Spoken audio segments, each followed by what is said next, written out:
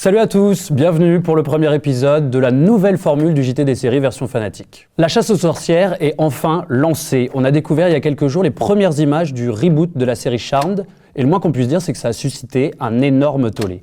Un tollé qui, à mes yeux, a l'air d'être mérité étant donné le recrachage bien dégueu qu'ils ont l'air de nous avoir pondu de cette série culte des années 90. Cette polémique vient en plus s'ajouter à une longue liste d'actus récentes qui vont toutes dans le même sens. Que ce soit Richard Dean Anderson qui, dans la presse, s'est plaint publiquement du lifting atroce qu'a subi la série mythique MacGyver, ou que ce soit les fans et leur haine débordante quand ils ont vu le nouveau trailer du reboot de la série Magnum, et à la fois la tête du personnage et cette dose survitaminée d'action qu'ils ont rajouté à tout ça.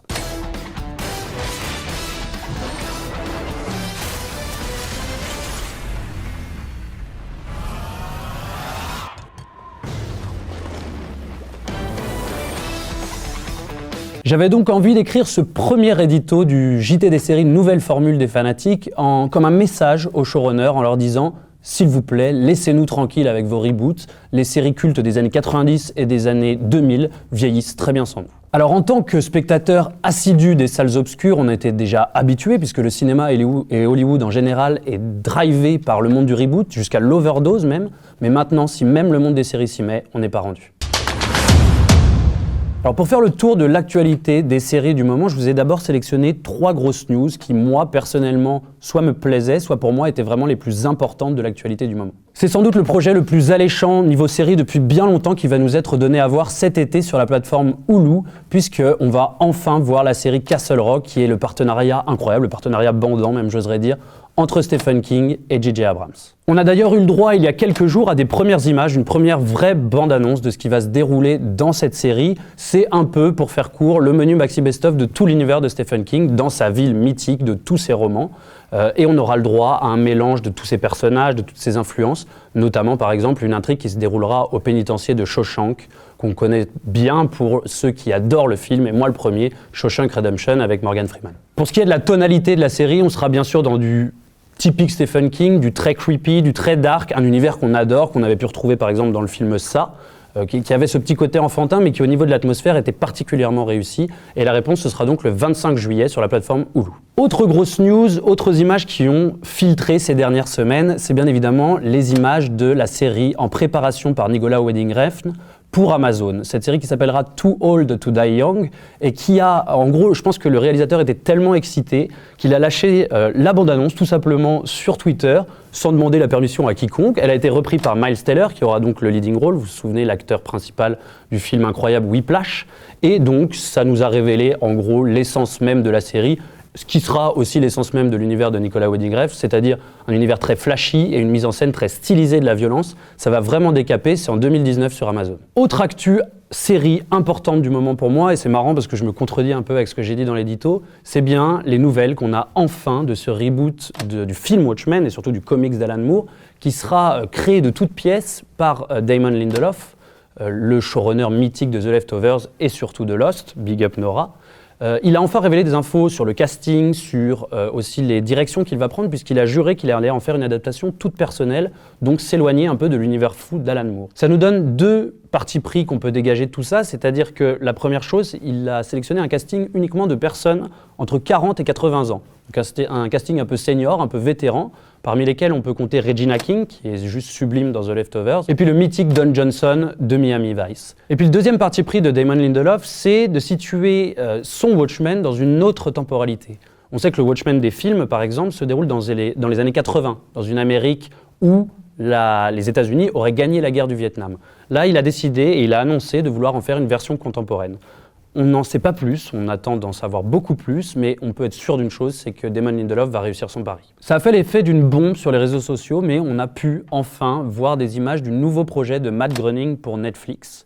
Une série qui s'appellera Disenchantment et qui mettra en scène une princesse un peu attirée par l'alcool, entourée par des idiots, tout ça dans un univers un peu heroic fantasy. À noter que pour la voix de cette princesse constamment bourrée, ils ont fait appel à une professionnelle puisque ce sera Abby Jacobson, la mythique interprète de Broad City, qui a été choisie, ainsi que la voix d'Éric André. Petit instant cocorico, puisqu'il y a quelques jours, on a découvert avec une grande surprise et surtout beaucoup de kiff la bande-annonce de la saison 2 de Petit Quinquin, Il semblerait que Bruno Dumont ait encore poussé la barre plus loin dans le côté surréaliste, complètement délirant, et je pense que ça promet de très belles choses. Après une première saison qui avait ravi le public en 2014 sur Arte, elle sera de retour sur cette même chaîne très bientôt. Et puis on termine par une apothéose, le final, le grand final de Sense8, pour lequel le public s'est battu longtemps avec Netflix, va enfin débarquer, ce sera le 5 juin, un épisode de 151 minutes. Vous pouvez voir la bande-annonce sur YouTube en ce moment même. Avant de passer à notre traditionnel agenda, puisque ça n'a pas changé, on va faire un petit tour très bref, très rapide de toutes les news séries qui sont tombées ces dernières semaines. On commence par une bonne nouvelle, en tout cas pour moi, la série The Terror a été renouvelée pour une saison 2. Si vous n'avez pas vu la saison 1 sur Amazon Prime, je vous invite à aller la voir. Pour moi, c'était un peu innovant, un genre un peu différent, mélangeant historique, horreur, surnaturel. J'ai adoré. Deuxième info, et je vous l'avais bien dit, on parle encore reboot, puisque le gros projet Amazon pour les années à venir, c'est-à-dire la série Le Seigneur des Anneaux, commence à se dévoiler petit à petit. Elle traiterait de la jeunesse d'Aragorn. Et ça coïncide avec plein de bruits de couloir qu'on a entendus, notamment que la série traiterait des événements avant la bataille pour la Terre du Milieu. La grosse question qui se pose avec ça, c'est quel casting, étant donné que Viggo Mortensen a quand même 60 ans, ça me paraît, malgré sa classe et sa beauté, un peu compliqué de jouer la jeunesse d'Aragorn. Troisième info, c'est un peu l'info « je crains le pire ». Il y a un projet dans les tuyaux qui s'appelle City on a Hill, qui est une série produite par Ben Affleck et Matt Damon, avec Kevin Bacon au casting, qui serait une série policière dans, devinez quoi, le Boston des années 90, très criminel, etc.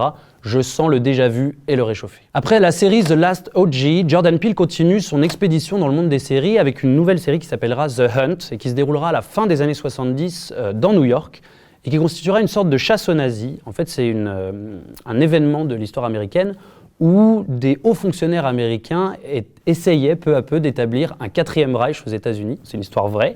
Et il va traiter donc de ça et avec quelle manière ils ont réussi à démanteler ce réseau. Le casting de la saison 4 de Narcos s'épaissit de jour en jour. Après le fameux Pedro Pascal qu'il a fallu remplacer, on était d'ailleurs bien tristes. Ils ont choisi Diego Luna de Rogue One et le bien connu Michael Peña. Le casting s'épaissit, donc je disais, avec plutôt des seconds couteaux, mais des seconds couteaux très intéressants et qui nous révèlent des choses sur le scénario.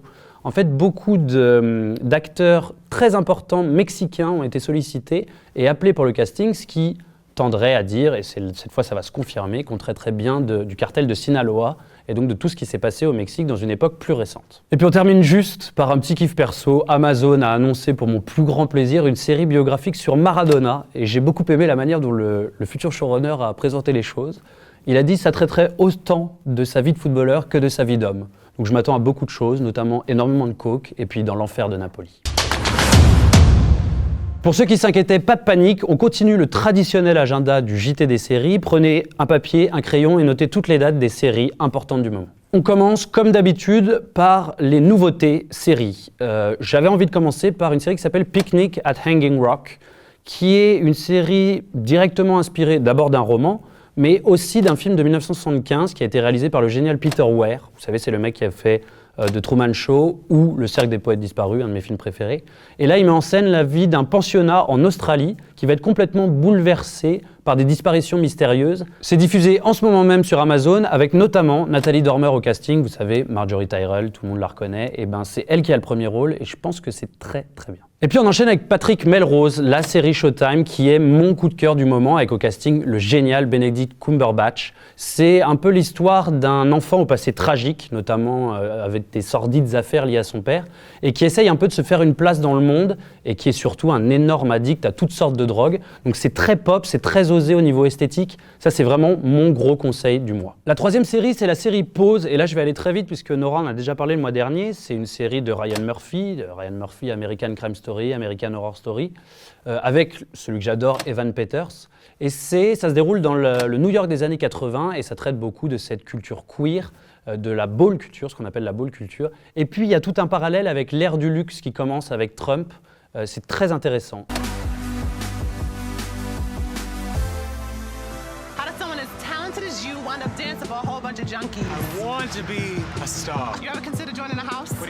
Et à noter aussi que le diffuseur c'est FX et que FX fait que des choses remarquables. Deuxième instant cocorico de ce JT des séries, c'est la série Nu, qui sortira le 7 juin sur OCS.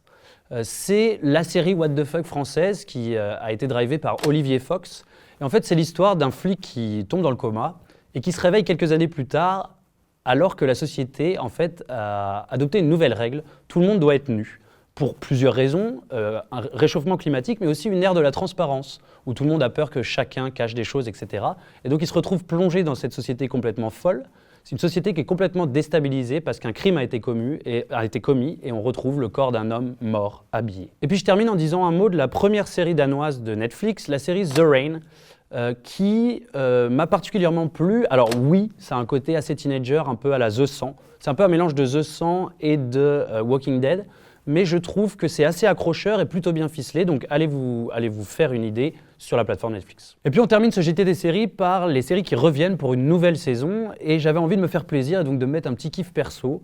C'est la série Into the Badlands. Alors aux États-Unis c'est sur AMC, en France vous pouvez voir ça sur la chaîne Sundance TV. C'est un peu un truc what the fuck puisque c'est une série post-apocalyptique qui se mélange avec des influences un peu kung-fu. Je vous invite vraiment à la voir parce que moi c'est vraiment mon gros kiff de m'installer et de me mettre un gros épisode de Into the Badlands. On the next episode of AMC's Into the Badlands. Je voulais marteler, répéter, même si on n'a pas arrêté d'en parler, que la saison 4 de Fear the Walking Dead est exceptionnelle. On en a longtemps débattu, je vous avais parlé de la première, de la deuxième saison qui était un peu plus compliquée. Depuis la saison 3, cette série est vraiment au niveau, pleine de surprises, est très aboutie, et là la saison 4 c'est l'apothéose. Et puis je termine par 3 séries que je vais juste vous évoquer, je vais juste vous donner leur nom. Moi je les ai notées dans mon agenda, je les regarde en ce moment pour des raisons différentes, mais la saison 3 de Versailles, allez-y, je la trouve vraiment de qualité. Et puis 2 séries plus comiques, plus légères, ou en tout cas plus satiriques, c'est Dear White People, qui à mon avis n'a pas la publicité qu'il mériterait, et la série Unbreakable Kimmy Schmidt, qui moi me fait hurler de rire. Voilà, c'est tout pour ce JT des séries. J'espère que la nouvelle formule vous a plu. Nous, on se retrouve dès mardi 18h02. Notez bien l'horaire pour une nouvelle vidéo. En attendant, donnez-nous du love. Mettez en commentaire les séries qui vous ont plu, celles qui ne vous ont pas plu, si vous n'êtes pas d'accord avec nous. Et puis, les news qui vous excitent un peu plus que d'autres. Likez, partagez, abonnez-vous. On se retrouve bientôt. Ciao.